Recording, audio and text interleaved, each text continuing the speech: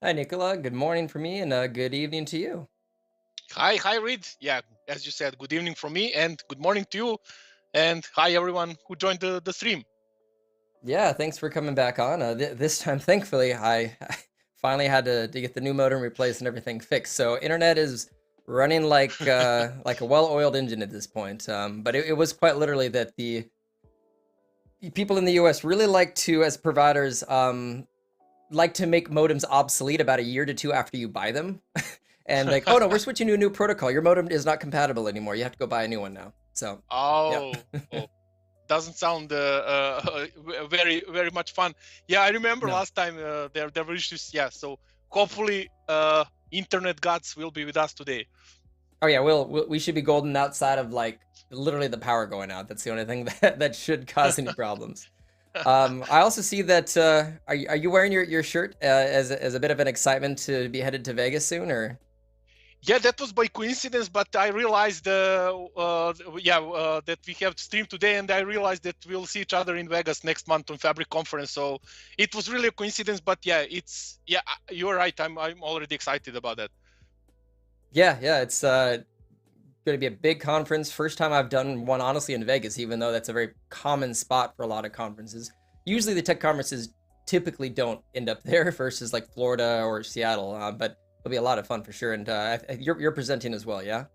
Yes, I'm presenting together with Shabnam, something about Nice. Direct Lake. Yeah, nice. Yeah, I'll be co-helming one with Kurt Bueller on the like fabric architecture. So that will be a lot of fun. Oh, nice. I will definitely attend your session. Excellent. Well, same. Hopefully, if as long as ours aren't overlapping. Yeah. Hopefully not. Yeah. Hopefully not. Yeah. Exactly. But to the topic today, we tried to do this back in early December. It's on one of my favorite topics personally, which is field parameters. So I'm very excited to see some of the tips, tricks, and techniques. I think we'll also probably even have some opportunity to likely answer some questions from the audience, even on maybe some of the topics on like calc groups versus field parameters, which I do think that a lot of people are curious of the when and where between the two, because there's a decent amount of overlap on scenarios that could potentially use either or for those. But thankfully, we have the flexibility to use both. To get started, though, similar to last time, if you want to give a brief introduction to yourself for the people less familiar with you, either watching now or watching the recording, that would be great. Exactly. Yeah. First of all, I just wanted to say hello to people in audience. So Inaya and Mhm. Matthias, nice to see you all. I'm Nikola. I'm originally from Belgrade in Serbia, but yeah, for last 8 years I live in Salzburg, wonderful city in Austria. I work as an independent data platform consultant and trainer, mostly focusing on Microsoft data platform technologies and services. Started back then, long time ago, with SQL Server and this traditional BI stack. So my background is with relational databases, and then I transitioned to Power BI somewhere in 2017, and since then I'm predominantly working with Power BI. If so, when you say predominantly, is there what's the last remaining percentage of things that you work with that's not Power BI? Out of Yeah, curiosity. yeah, I still work with some part of backend with SQL, and I really enjoy. Okay. So SQL is my first love. So I still have some clients who are on the SQL Server, some clients who are on Synapse. So it's still some portion of SQL in my day-to-day life, and I enjoy it, to be honest. I keep having to retrain myself to start to say like Fabric or like Power BI slash Fabric, just to broaden that the tool belt, just to show Yeah, that I know a few other yeah. things besides reporting. Exactly. I mean, a lot of things, lines are blurred, so a lot of things are overlapping. But yeah, the more you know, the better. But it's impossible to know everything. So it's so broad, and it develops so fast that yeah, it's impossible to know everything. I wish I could remember the somebody a few years ago did a really good LinkedIn post, which there was about 10 it was a grid of basically little square cells that could fill out, and there was probably 15 categories between Python, SQL, Power BI data modeling, and all that. You're only given 10 cubes to fill in. Like that's the most expertise you could have. So you can either go wide or you could go deep, but there's Deep, only yeah. so much you could fill in any section, and you have to just consider, am I breadth or depth, and which topics and subjects am I going to be more of an expert on? But I Exactly. really like that visual analogy to help just describe that, like, this is the Microsoft ecosystem. You can really only be an expert on about this many, or you can be an intermediate expert on like this, or a beginner person on this many. But you have to choose Exactly. carefully. Yeah. Yeah, exactly. That's very true. That's very true. And this now, especially with Fabric, where you have a lot of different ways to do the same thing, and Yep. based on your skills and your experience, it really opens up a lot of different possibilities. Yeah. And if you'd like as well, speaking of Power BI and everything, I can flip over to the slides that I see up, and we can also start talking about some of the things involving field parameters today as well. Yeah, absolutely. So, Over. mhm. Okay, so I'll then skip presentation because the most important thing I forgot to tell is that I'm father of 2 kids, and true football and Barca fan. Yeah, as you may conclude if you look at this photo that was made when I was a lot younger at Camp Nou, former stadium of Barcelona. Okay, so I'll jump in then straight into the action, and we can chit chat during the presentation, and if there are any questions from audience, of course we can interrupt you. Feel free to interrupt me, and we can try to answer them. First and most important thing that I would like for everyone to remember is that field parameters is still a preview feature. So it appeared, I think, almost 2 years ago, somewhere in May 2022, and it's still in preview. I don't know why. Recently, I had a short discussion with Jay from Power BI team in Microsoft, and he promised that he will come back to me so we can chat why this feature is still in public preview and not generally available after almost 2 years. And it works pretty fine. So I'm really curious to find out more about that. And as soon as I hear, if it's not under NDA, I will share with all of you. But keep in mind that if you open Power BI Desktop and you don't see field parameters when you open Power BI Desktop, make sure to first go to Options and Settings, to Options, then Preview Features, and then enable field parameters. That's the main prerequisite to use them in your Power BI reports. Yep. Okay. Yeah. So in dark ages of Power BI, and yes, Power BI really had dark ages, although it's hard to believe now at 2024. But if you wanted to dynamically switch the axis of the visual, which was very common and still is very common business requirement. For example, between, I don't know, you have products and countries and you want to dynamically switch axis of your visual between products and countries to show different calculations. You had to write, I like to call this exotic DAX. I will show you in a few minutes why I consider this exotic DAX, using various tricks and techniques with tree test function.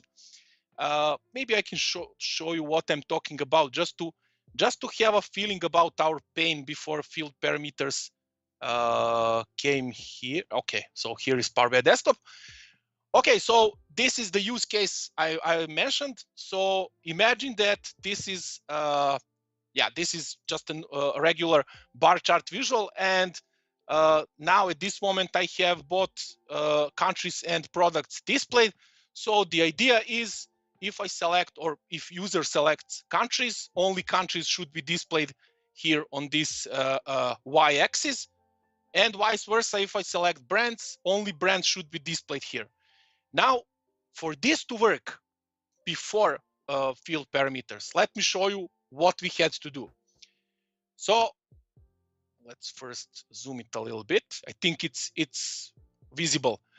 So this is a helper table that I created, taking all distinct values from my product table, brand name column, and all distinct values from region country name, which contains values for different countries. I'm using, I think this is Contoso or AdventureWorks. It doesn't matter, but basically I'm using those. I'm taking those distinct values. Then I'm making Cartesian product by using cross join, and then finally I'm making union of all these distinct values cross-joined. So in this case, I create this helper table, and I will use these values from this table. Let me show you here how it looks like. So I have my value and I have axis column. So you see all the distinct values from those two columns. And I put this into the slicer, and here on my y-axis, I'm putting this value from this helper table. That's first part of the solution. Now, if I put a regular sales amount measure here, just make it a little more space here, nothing happens. Yeah, because this there is no any context and any relationship between brands and countries that I'm using in this calculated table. So what we had to do is, as I said, writing some exotic DAX. In this case, I'm leveraging three-test function to create virtual relationships between my newly created table, brands and countries, and those physical tables that exist in my data model. In this case, it's online sales. And in this case, I'm creating a virtual relationship between brands and countries and geography, and in this case, between brands and countries and products. I don't want to bother you too much. You see the complexity of DAX just for two different attributes that we want to use to dynamically switch within the visual. That's why I said this is exotic DAX. Another use case is that this was for dynamically switching the attributes on y-axis, but also users almost always want to have a possibility to dynamically choose what should be displayed, which calculation should be displayed in the certain context. So that means, for example, they want to see sales amount, regular sales amount, or they want to see running totals like sales amount year to date. And again, what we did in those scenarios, let's say that, so, okay. This is the another use case and pain point before field parameters enter the stage. So here is the idea. In this case, I'm showing total sales amount, and the idea is to enable users, when they click on the slicer, to select, instead of sales amount, to be displayed sales amount year to date. So what we had to do, we had to create again helper tables. So for example, I go and create here, let's say ID, and let's say this one will be called time frame. In this case, I want to switch between two different values.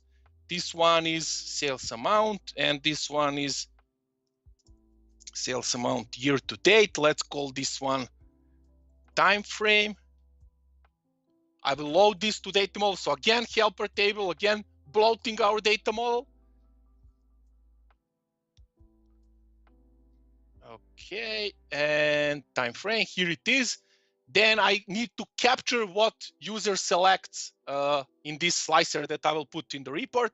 So this one should be like selected time frame, and it equals min of time frame ID. So in case that nothing is selected, it will by default return the minimum value, which is 1, in our case, sales amount.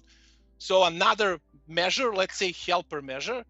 And for example, now if I put a slicer on the report page, and let's say time frame, and now the idea is when user clicks on sales amount, here this value should be displayed. If I click on sales amount year to date, this should display running total. So it's a typical concept of disconnected tables. I'm sure if you used to work with Power BI, and if you're still working with Power BI, you had this requirement at least once. I can bet my life on that. So now the next thing we need to create is our another measure, which will essentially use switch logic. We will leverage switch logic to dynamically move between those two measures. So let's call this one sales amount time frame, and it equals, so we need to switch, and we need to switch selected time frame, and in case it's 1, we want to return sales amount. If it's 2, then we want to return sales amount year to date. Just for the sake of proper naming, I will remove this table references. And this is our sales amount time frame measure. So when I put it here instead of regular sales amount, what happens? At first moment, nothing. But if I click here on sales amount year to date, this one will now show me running totals. So now you're probably wondering, this is a session on field parameters. Why did he show us this? Because I wanted to feel the pain, our pain before field parameters. So you can then start appreciating the real benefit that we got with field parameters. So now you saw those 2 examples, which are super common. So they don't solve some niche use cases or scenarios. Both of these requests are very common when you are developing Power BI reports. And it was really like this, solving those challenges like this. Now with field parameters, I will move to another report page that looks exactly the same. And I want to show you how you can solve these 2 requests without any DAX and just by using field parameters. So I'll go to modeling, new parameter, and I will select fields parameter. Let's call this one param test. So in this case, we had region country name, and we had brand name. I think it's in product, yes. And by default, this option add slicer to this page is checked.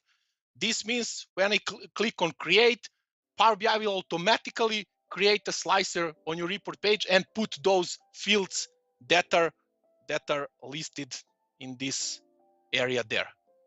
So I'll keep this selection and say create this slicer. So we have those 2, region country name and brand name.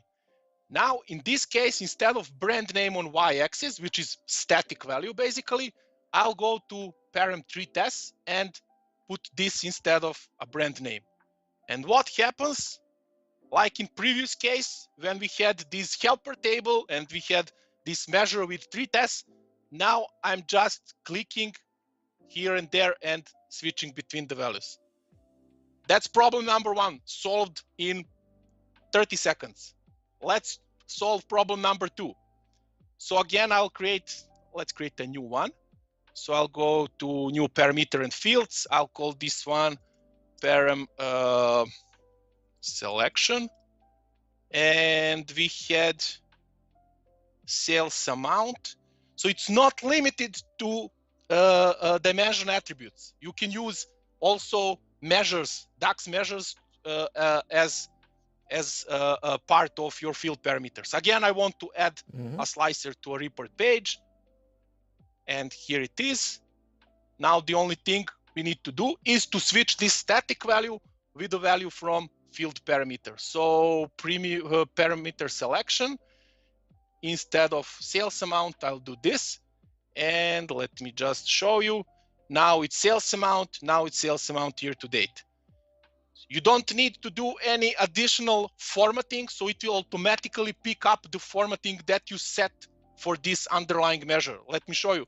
For example, let's say that instead of currency for sales amount year to date, for whatever reason, I want to, or let's just change the currency to, for example, euro. And you see that it automatically propagates, it automatically applies the formatting you applied to the original measure. So no additional headache and reformatting of your measures. So instead of all this stuff that we used to do previously, now it's done in literally 2 minutes. You have a solution for something that most of your users will ask you to do. And that's why I call and why I consider field parameters a game changer. I would say many times we heard during the Power BI development evolution, we heard this words like game changer, the data analysis will not be the same after this feature, and so on and so on. Some of them live to their expectations, some of them not, obviously. Reasons are different, of course, but let's be honest and admit that most of these features were just a nice addition, nothing more, nothing less. Or even if they were important, maybe they were solving just one problem. So no matter how big the problem is, it's just a single problem. Field parameters, in my opinion, can solve a whole range of different challenges and literally opens up, as you will see and you will conclude after watching this session and maybe the video that Reed did last week comparing field parameters and calculation groups. You will come up, I'm sure, with many more potential use cases. And one thing I just want to mention on part of the game-changing part, because field parameters have two like primary components. They universally switch fields, but more specifically, they can switch metrics, or they can switch categorical columns on your dimensional tables. And anybody who's spent a little bit of time with DAX, or not anybody, but a lot of people have at some point looked up the blog post where you could have a disconnected or an island table that has, you know, actuals or budget, and, you know, you have just a switch statement in a DAX to switch between the two. So it wasn't easy, but it wasn't that difficult to switch from measure A to measure B. The one thing is you couldn't have the dynamic formatting with it because you had a single measure, but otherwise you could mostly accomplish that. The really hard thing to do, as you just showed, was having a custom table, treat as. I personally would build I would have a union table with a bunch of inactive relationships and keys, but like actually modeling to switch the X or Y axis categorically, that's the really challenge to like impossible for most people part. And I would say of all the game changer parts, categorical switches on a visual, I think is, to me, the biggest game changer by and far in the field parameters. It's like the other one was an evolution. It made switching between measures easier. This one it went from hard mode to beginner mode to switch with that stuff. And you don't even have to touch the code. There is no there's no code writing to use it. You just select the two columns and boom, there you go. So that's my favorite part. Yeah, exactly. That's true. So as I said, many times we heard, but and as I said, they open a whole new world of perspective and possibilities, not just from data visualization perspective, but also, and what Reed just mentioned, and what is even more important in my opinion, from a data modeling point of view. I will show you in a few minutes in one demo what I'm talking about. But before being able to get the maximum from the field parameters, we need to make ourselves a little bit familiar. So I gave you a glimpse of field parameters, but I want you to understand how this feature works behind the scenes. In a nutshell, field parameters enable you to perform two different actions. Dynamically change the attribute or category for slicing and dicing the data in the visual, meaning dynamically switch between different columns. And the second thing, dynamically change the metrics that are displayed in the visual, meaning dynamically switch between different measures. And the fair point is, Nikola, we could have done this before field parameters as well. Yes, that's true. But instead of treat as complexity or writing these switch statements and disconnected tables, you can now set everything up as you saw with just a few clicks without writing. And I think this is the benefit, the biggest benefit, without writing a single line of DAX code. So you don't need to touch the code at all. Under the hood of field parameters, quick look under the hood of field parameters and what happens once you create them. So once we drag the columns and or measures in field parameters window, Power BI will automatically create a new table in our data model. You may also choose to create a slicer. This is the checkbox that I've shown you, which will contain all the values from the field parameters, and this slicer will be also part of your report page. This table, this field parameters table, consists of 3 built-in columns. One is visible to the end user, while remaining 2 are hidden by default. The first one is the name of the column that's going to be displayed in the slicer. That's the label which is exposed to a consumer. You can go and change the name of the column later without needing to change the whole logic in the background. So if we go to our previous example, And first of all, I want to show you how this table looks. So param selection, you see that there are two columns that are hidden. We'll come up to explain why they are here, but they are hidden and this one is visible. So as I said, you can change, for example, here, tree test, let's go here. And if I click on the table and let me expand formula bar. So instead of region country name, this is very ugly and not so user friendly. So I can call this one country, and this one I can call just brand, for example. And if I confirm this and close it, you see that now our names were changed to more user friendly, like country and brand. This is possible because of the second column in the table, which is called fields. And this column relies on a name of DAX function. Name of function returns the fully qualified name of the model object. Why is this important? Let's say that you want to change just the column name, as I did, from brand name to brand or region country name to country. You can do that without violating the field parameters structure, because the name of function will still point to the new name of the object, and displayed name stays unchanged, but it will refer to the same underlying object in your semantic model. And there is a third column, which is a numeric one, and it represents the order of the elements within field parameters starting from 0. So these three are provided out of the box once you create field parameters. But because this is nothing else but a table, almost regular calculated table, you can also manually extend this table with additional columns. If you're wondering why this might be interesting, let me show you a quick demo. So I'll go back. And as here. you're pulling this up, I just wanted to call it this the sentence that you mentioned where it's almost a regular DAX calculated table.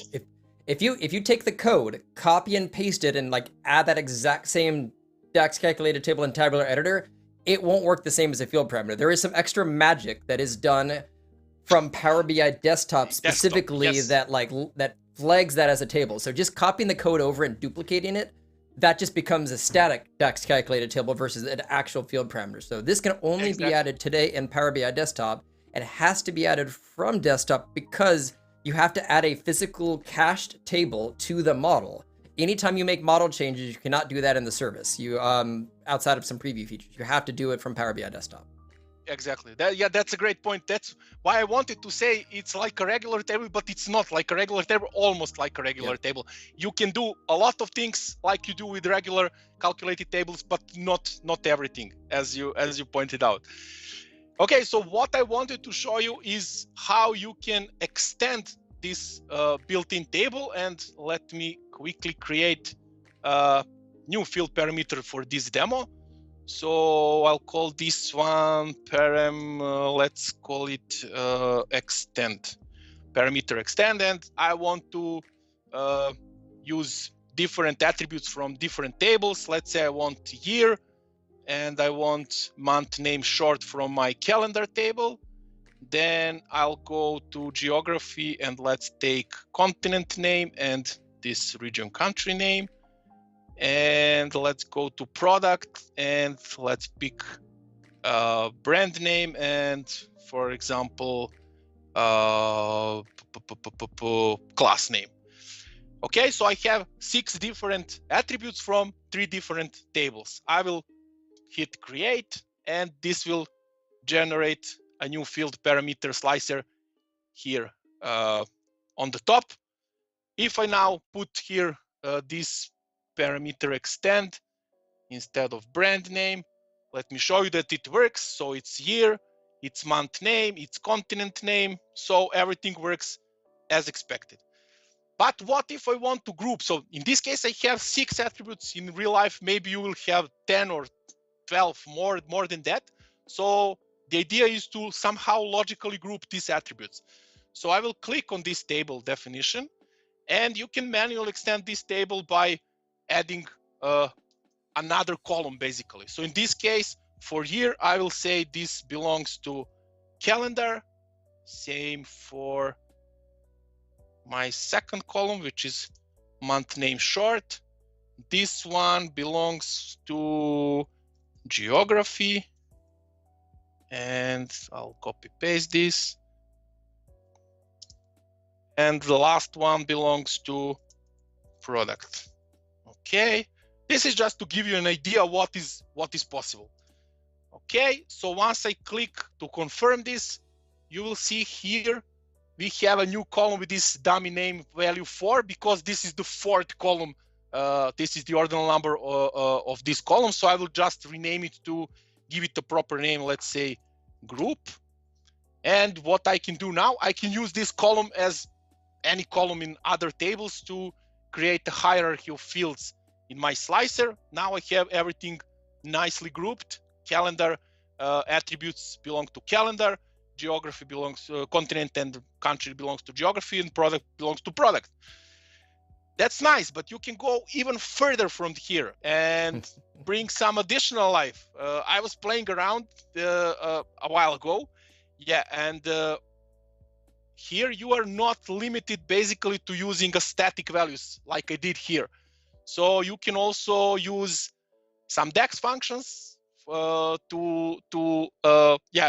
enhance the user experience in some cases. So UniHAR function in DAX will essentially replace numeric value with visual representation of this number that you provide as an argument. Mm-hmm. So in this case, I already picked that up from web. I will put this one is for product, I think, but it doesn't matter really. So I just want to show you what you can do.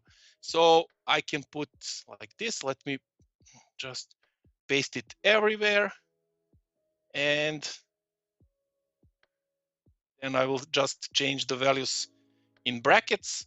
So for calendar is 128198.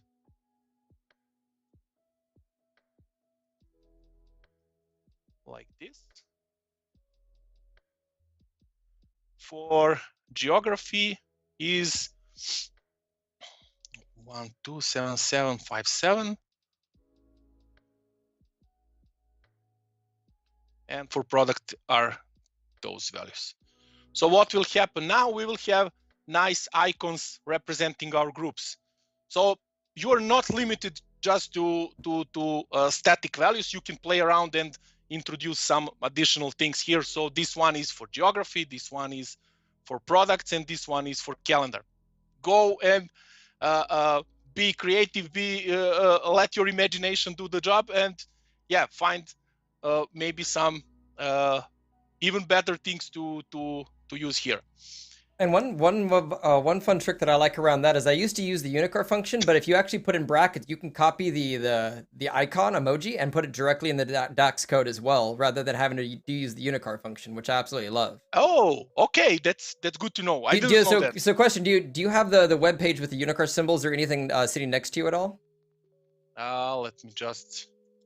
Or just if you want to use the Windows emoji keyboard, I can just show you that. You can just put a random symbol in there, like the Windows key and Windows colon. Key and, yeah. So let's go back to the measure that you were just showing, where you were typing in the unicar. If you can just open up the measure code, because you have to insert it somewhere. So yeah, let's go back to the code, and then open it up, and then just replace the first line with anything. So just get rid of that. Put 2 quotes in there. 2 text quotes, and then just stick the emoji right, any emoji right in the middle there.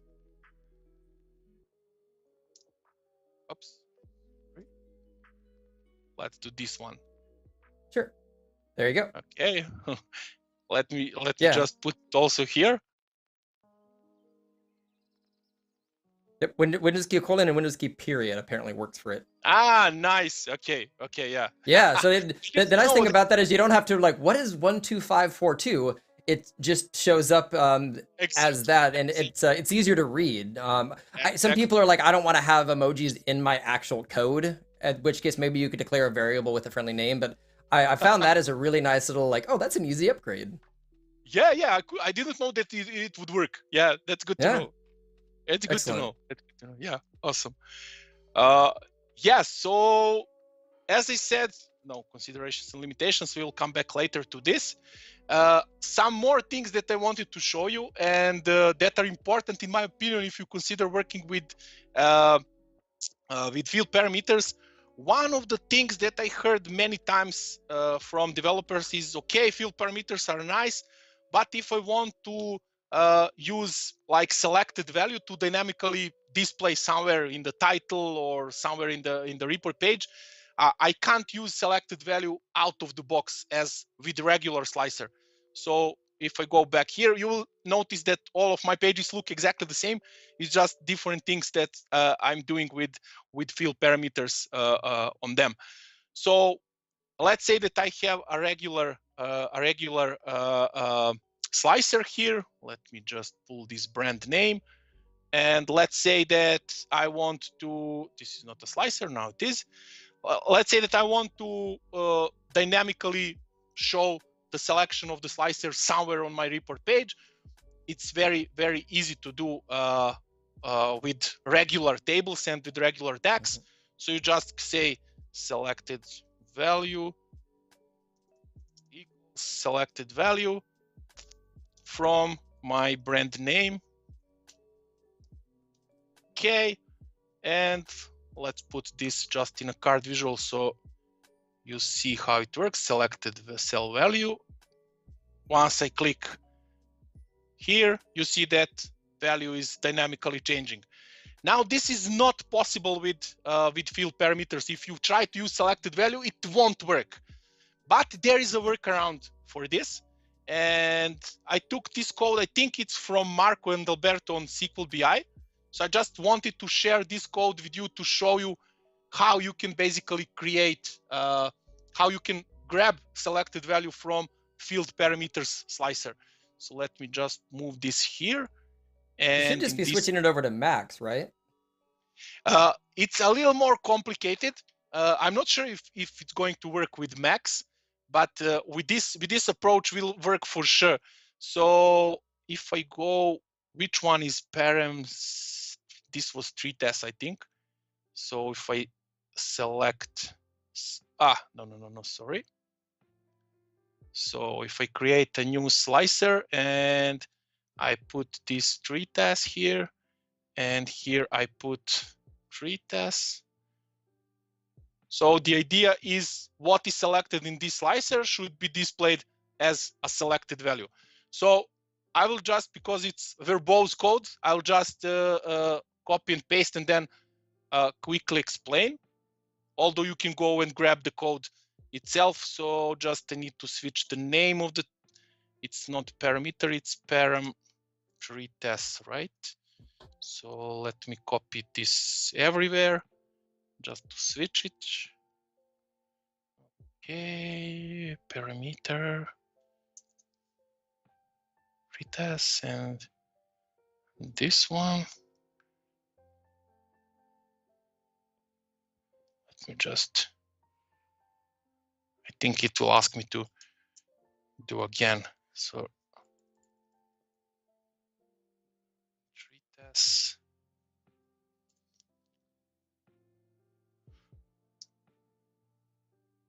Retest. This is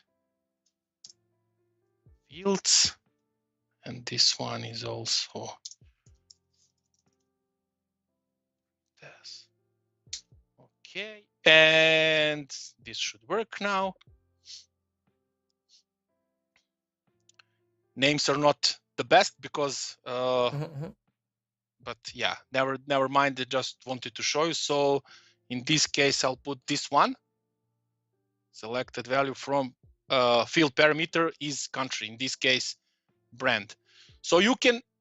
I'm not sure with Max approach. Maybe it's worth trying, but this one will for sure return the value, selected value from the field parameters slicer. So out of the box with classic selected value will not work, but this one with this DAX code should do the job. So it's possible to extract selected value. And one more thing. And what your approach does as well is it also if you clear out brand, what happens with the output? It crashes. Okay, something needs to be selected.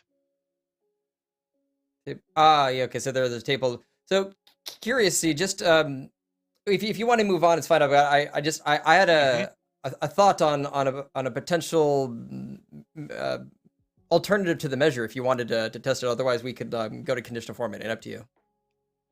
Yeah, we can test it. Yeah, why not? Yeah, yeah. Let's go to the measure that's in the selected value from FP is. This one. Just at the very bottom, like just don't worry about the variable. Just simply if has one value for whatever that column is. You'll need a there you go, parentheses. Has one. Basically, you're pointing to the column that has the country or other option. I forget the exact column name. It's the I think it's param treat as. I think that's your that's the column with the labels, right? The param treat as. Yep. That one. Yep, exactly. Yeah. Then simply comma max param treat as, which will just grab the single value from it, and then simply close the parentheses. Provide no alternative results. This one, like this. And yep, exactly. And then we'll get rid of the count rows we and all that. don't need it. Yeah. Exactly. Let's see if that works. Interesting. What's the error message say? What is if you click see details? So okay. So the has one value similarly has a selected value. Max, if you just use max in isolation, max will always grab either of those, but the problem is max also will grab the first or last even without a selection. So has one value similarly does that. So if you did one small edit, if you change that to count rows as equals 1 from that table, that should actually I think resolve it. So has one value becomes count rows. So yeah, do has one value replace that like logic to count rows equals 1. And not at the end, like yeah, we want to get rid of the column. So param treat as the column name needs to be removed. This one. Okay. Yep. So we want param treat as. We just didn't want the column in there. Like so this. Yeah. No. So count rows on the param treat as table. Table is param treat as. Param treat as. Param treat as. Yep. Close parentheses equals 1. Parentheses. Equals 1 comma. 1, comma. Yep. Let's try that. Last attempt. Let's try. That should that should get it. There we go. And now clear out country. Ta-da! Nice. Okay, cool. So that's more user friendly. I think that might be one of the one alternative way to do a logic to check is there a value selected, otherwise don't return anything, because you don't necessarily want it to return country or brand, which min and max would return on its own. But that's an alternative way to do that, because you can't use has one value, you can't use selected. You get that weird error that says this table is part of a composite key, and it's a feature limitation. That doesn't help at all. But this one is better, I think, because there is no error at all. Okay, cool, exactly. Cool, yeah, cool. Yeah, nice. Okay, then we can now move on to conditional formatting. Another thing that I'm hearing, it's not possible to do with the field parameters. And yeah, with regular, this is just the regular measure, no field parameters at all. So if I click on this small arrow, and this is option for conditional formatting. In this case, let's create a new field parameters, a new field parameter, modeling fields, and this one I'll call parameter conditional, and I'll put, for example, sales amount, and let's say I don't have a measure for, I'll put sales quantity as an implicit measure, doesn't matter. Okay, and create a new one. So here in this case, instead of sales amount, I'll put my parameter conditional as values. And if I click now on small arrow, there is no option for conditional formatting. So let's just move it. Okay, and How you can do this? If you go to cell elements, and then for sales amount, I can turn on, I don't know, data bars or font color or whatever. So you can do the same thing as with regular conditional formatting, but in this case, it's not available out of the box from this small arrow. You need to go to cell elements, and then let's say for background color, all the same set of properties is available. So instead of gradient, you maybe want to apply conditional formatting based on rules. So everything works exactly the same. It's just one step more. It's a little bit hidden, I would say, here in cell elements, but you can still achieve conditional formatting with field parameters. It's doable. It's doable. That's the most important thing. And one last thing I wanted to show you, and I have to admit this is my favorite. As I said, all these things were related, more or less were related to data visualization tricks and techniques, how to leverage field parameters. But as we said, you can use also field parameters for solving some data modeling challenges. And this one that I'm going to show you now, I implemented in real life. So it was real customer with real data. Of course, here in this example, this is just a dummy numbers and dummy information, but you can think that literally data was looking the same as here in terms of the structure and the data model. So what I have here, I have different products, A, B, C, D, E, and I have two different types of premium. It was insurance company. That's why we are talking about premium. So we have earned premium and written premium. And all of these values are displayed in three different currencies: local currency, USD, and Euro. So what was the business requirement? That user should be able to select. So they have two slicers. One slicer is currency. The other slicer is premium type. And if they select Euro, they should be able to see only earned premium and written premium in Euro. All the others should not be part of the of this visual. And the other way around, if they select just a written premium type and not any currency, then they should be able to see all written premiums in all currencies. So this is completely like dynamically switching what is displayed in this visual here, in this table visual. If you create a field parameters, simple field parameters, and put all of these values in field parameter, this is not going to work, or this is going to work just for this single visual. But on this report page, imagine they have like 10 different visuals, and those slicers, those currency and premium type slicers, should affect all the other visuals, not just the one with the table. So what I did here, basically, I apply some changes to a data model. So imagine that they have a table with which is called currency, and we have three currencies: Euro, USD, and local. So this one is currency. Imagine that this is dimension currency in their actual data model.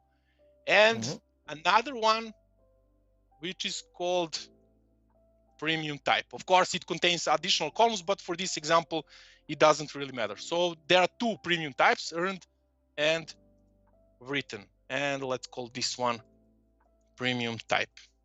Okay, I'll load this to my data model. So I have those two, let's say, dimension tables, and this is my fact table, this one here. So essentially what I'm going to do, let me just put those three tables so it's not, there is no clutter. Okay, whoop, whatever. So premium type and currency, and my, where is this? Where is it? Premium. Okay. So what's the idea now? I will create basically a new table with field parameters and use this one instead of the main table here, this one premium. So again, I will go to modeling, new parameter, fields, and in this case, let's call this one premium. So I will grab everything from my premium table, all possible values except product. We don't need that. So all the values here. But in this case, I don't want slicer on my report page, because then this slicer will only affect one visual. Remember, we want slicers that affect everything on the report page. So I will uncheck this box. So I'll just create a table with field parameters. And let's go back to our model view, and I'll put this param premium here. Okay. And I'll extend this table like I did in previous case with those nice emojis. So in this case, I need to add two columns. One will be currency and the other will be premium type. So in this case, for currency, this is euro, and for premium type, this is earned. Okay, so this is earned premium in euro. That's why I'm using euro and earned. Let me just copy paste here. This one is local and earned. And this one is USD earned. So we are now doing some data modeling stuff. This one will be euro, not a point, but comma, and written. Oops. Oh no, I need to start from scratch. I pressed something wrong. So euro and earned. Okay, let's copy this, paste here and paste here. This one is local, this one is USD, and here we have euro and written, and we have those two. Here is local and written, and here is USD and written. So we covered all of those attributes. So you see we have those value 4 and value 5. Let me just quickly rename them. So value 4 is essentially currency, and value 5 is premium type. The last and most important step is to create relationships between those two tables. So I will create a relationship between currency and currency, and I'll create a relationship between premium type and premium type. So regular one-to-many relationships, nothing special. But what happens now? Let me introduce two slicers. So I'm not using slicer from field parameter table. I'm using my regular dimension tables from the actual data model. So here I have currency. Let's just do a copy paste, and here I'll put my premium type. So those are the options. And here I will go and remove all static values and grab my parameter premium here as a column. Now it looks exactly the same like the original one, but look what happens if I click on euro. Bam! So this relationship basically will serve as a filter. So whenever user clicks here on euro, the model will be filtered through the relationship. So I selected euro, this filter propagates through the relationship and removes all the columns that are not euro. If I select euro and USD, both of them are here. If I select only earned, then you see earned premium in euro, earned premium in USD. So you can play around. I mean, this is fully flexible and customizable solution. So in this case, with two slicers, in case you have more than 2 dimensions and you want to enable, more fun with this dynamic switching, it's also possible. But yeah, everything is done through the data model. So all user selections will propagate through relationships and basically displayed, they define what is displayed in this table. So yeah, and going awesome. back, this one is really cool. I mean, we all love field parameters already and are super excited, I'm sure. So, but there are some considerations and limitations. As we said, it's almost like a regular calculated table, but there are some limitations that we need to be aware of, let's say. The first question, one that I'm getting asked often, is about performance. And I will immediately tell you that there is no performance difference between using field parameters and regular column, because once the Power BI retrieves the list of the columns from this field parameters table, it will then just substitute them and use regular columns in the physical query. Next, and this is, I would say important consideration, if you're using analyze in Excel feature, at this point in time, it doesn't work, because Excel uses MDX to populate pivot tables. It's not even aware of field parameters. I would say that this is currently and probably the biggest limitation of the field parameters feature. And in addition, you can't use field parameters as linked fields for drill through or tooltip page. There is a workaround to use individual fields that are referenced within the field parameter instead. For example, if you have a field parameter that includes countries and product fields, you can link these two fields to your drill through or tooltip page. So then visuals with field parameters can launch your drill through or tooltip page. And with that being said, yeah, I think that's everything that I wanted to show you. If there are any questions or comments, I'm looking forward to hearing them. Yeah, we had one earlier that may or may not have been answered. Matthias was just wanting to know kind of like why we have to add it in Power BI Desktop, and it boils down to you have to materialize an import and cached table in the model when adding those, which is also kind of, unfortunately, one reason that, like, if you have a golden data set, you actually you need to create a composite model to add a field parameter as well. You know, so there's whole conversations around like upstream and downstream and where to put those. But that's actually a best practice that I even recommend for a lot of people. If you have a primary data set that is servicing lots of different reports, report scoped items such as like custom measures for titles, field parameters. Usually, if you have composite modeling as an option in the service for your tenant, I do recommend that you add them to the thin report. And yes, you are adding a local model, but you're not technically adding new data. You're just adding a couple of cache tables that is referencing the live data. But it lets you push it downstream. But all of that has to be done in Power BI Desktop today, just because it requires adding some type of physical table into the model and making a model edit, which there is some preview features in the service to do model editing. But Nikola, if you can remind me, I don't believe you can add field parameters in the service. You can only do like new Power Query tables. Not today. Yes. Yeah. As of today. Yeah. Maybe that's one of the reasons why it's still in preview. Who knows? Yeah. As I said at the beginning, I'm curious to hear from Jay what are the current limitations that Microsoft considers as a blocker for GA. I'm really curious to hear, because so far I really implemented field parameters in many reports and didn't have any single problem with them. So it's just maybe some feature parity or the things you mentioned previously. So maybe it's something on that.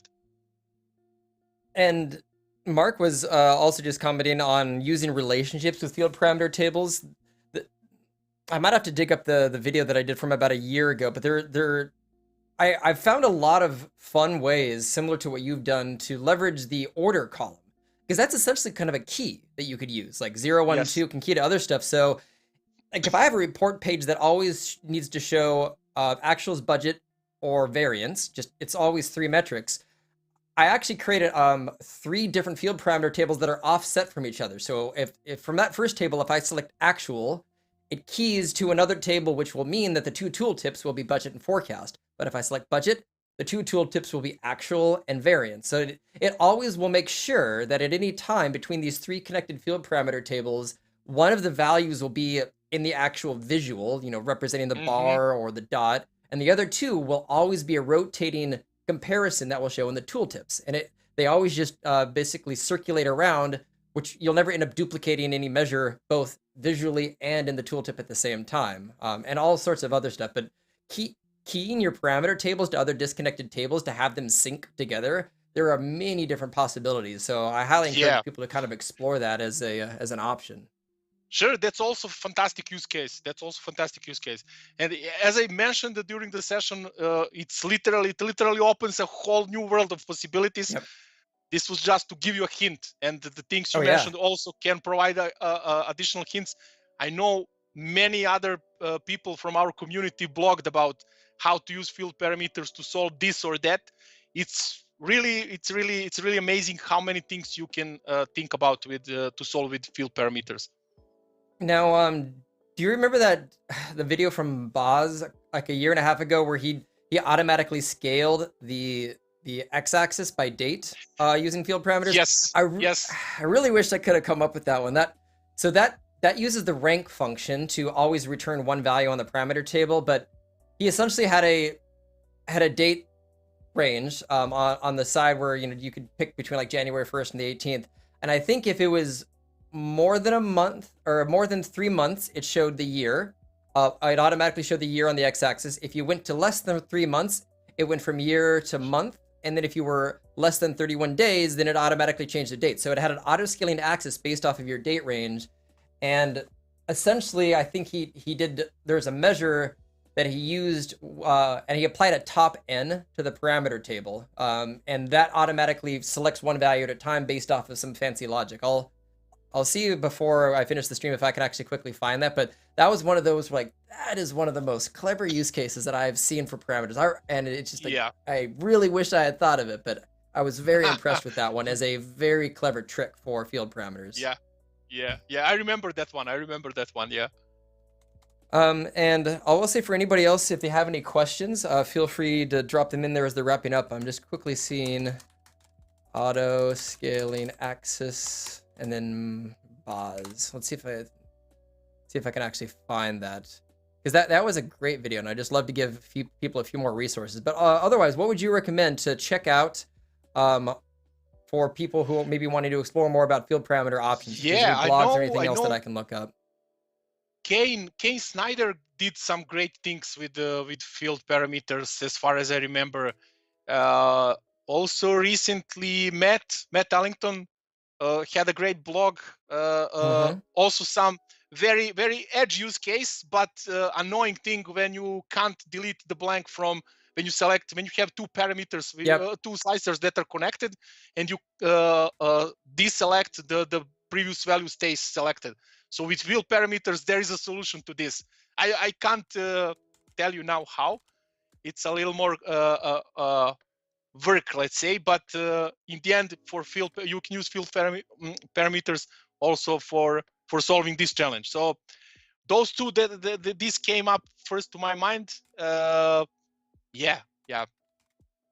I mean, I just dropped those many. two in there. Yeah. So at least, couldn't find the exact Boz one. I got the other two in there, and there's at least a link to Boz's channel that somewhere in there. It was about a year and a half ago, I think, in October when he came out with that. It was about maybe 6 or 7 months. So long time ago. Yeah, long time ago. Exactly. I think field parameters appeared in May, so he did it maybe a few months after that, in May 2022. So yes, because they're almost 2 years old now. Yeah. Yep. Beautiful. But then otherwise, I don't see any other comments. So just a few accolades.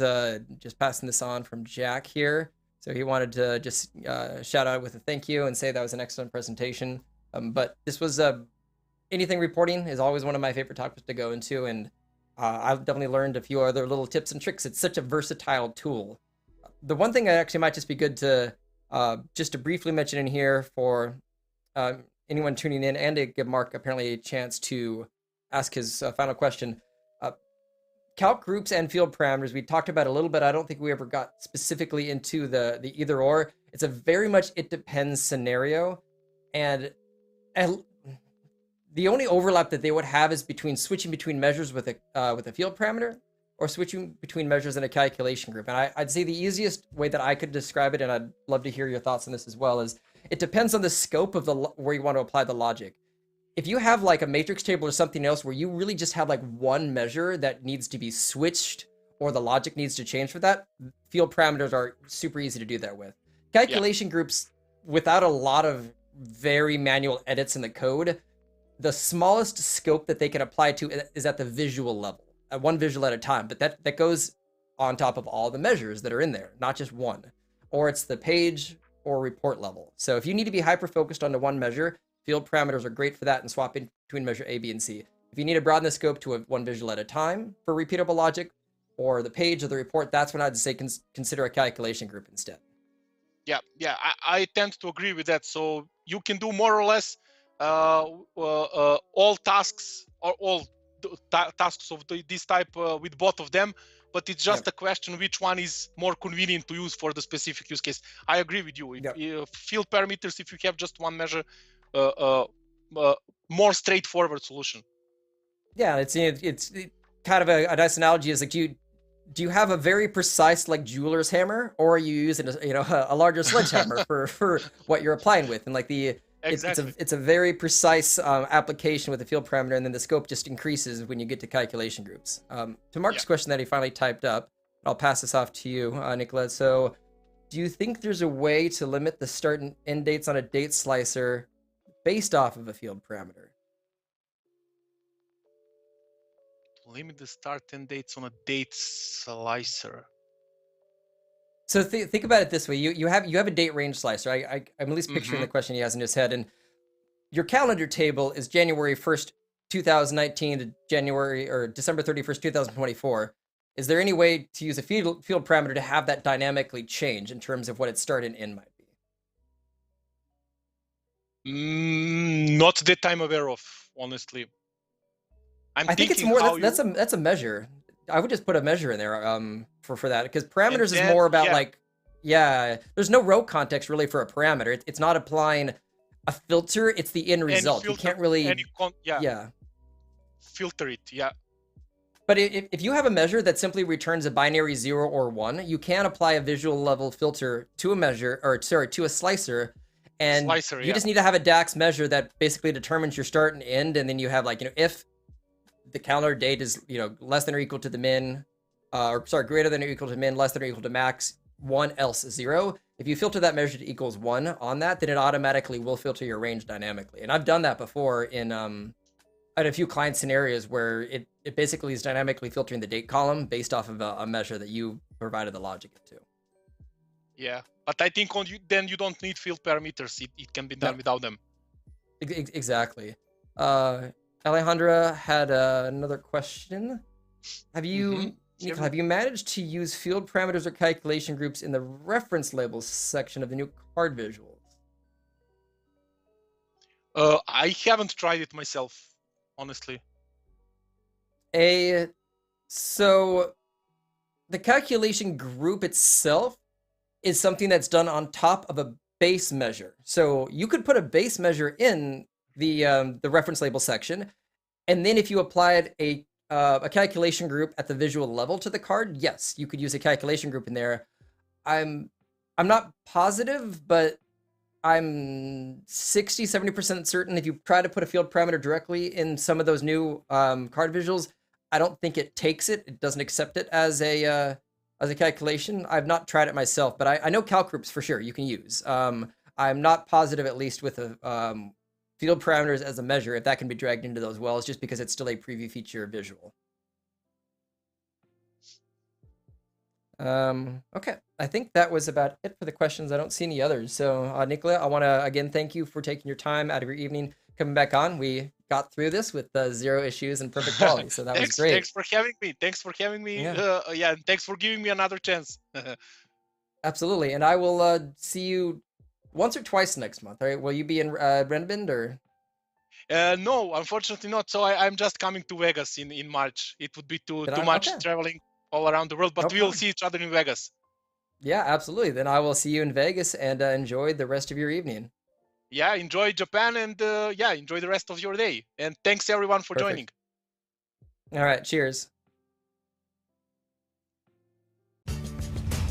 Thank you so much for watching. Please consider hitting that like and subscribe button. And if you want to help support this channel, take a look at our channel memberships or our merchandise store for cool swag. And last but not least, please consider sharing this video on your social media platform of choice to help our channel grow. So, until next time.